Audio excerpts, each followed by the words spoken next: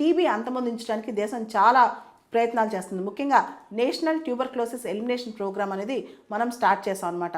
దీనిలో కంప్లీట్గా 80% reduction of TB incidents, 90% reduction of mortality, తర్వాత టీబీ ట్రీట్మెంట్కి అయ్యే ఖర్చు తగ్గించడం కూడా ఈ కంట్రోల్ ప్రోగ్రాంలో ఒక భాగం అనమాట.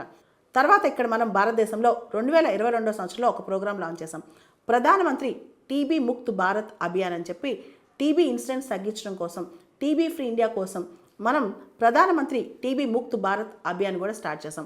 వాటన్నిటితో పాటు టీబీ పేషెంట్స్ ఎర్లీ డయాగ్నోసిస్ చేయటం, త్వరగా టీబీ ఉందని కనిపెట్టడం, తర్వాత పేషెంట్స్ని రీహాబిలిటేషన్ సెంటర్స్కి తీసుకెళ్ళటం, ప్రివెంటివ్ స్ట్రాటజీస్, ఎవరైతే వల్నరబుల్ పాపులేషన్ ఉన్నారో వాళ్ళకి టీబీ రాకుండా చూడటం, దాంతోపాటు ఎయిర్ బోర్న్ ఇన్ఫెక్షన్ కంట్రోల్. మనకు తెలుసు టీబీ అనేది ఎయిర్ డ్రాప్లెట్స్ ద్వారా మనిషికి సోకింది కాబట్టి ఎయిర్ బోర్న్ ఇన్ఫెక్షన్స్ని కంట్రోల్ చేయటం, దాంతోపాటు మల్టీ సెక్టరల్ రెస్పాన్స్, రకరకాల సెక్టర్స్ అందరూ కలిసి ఒక target based approach, stakeholder based అప్రోచ్లో టీబీకి రెస్పాన్స్ ఇవ్వడం అనమాట.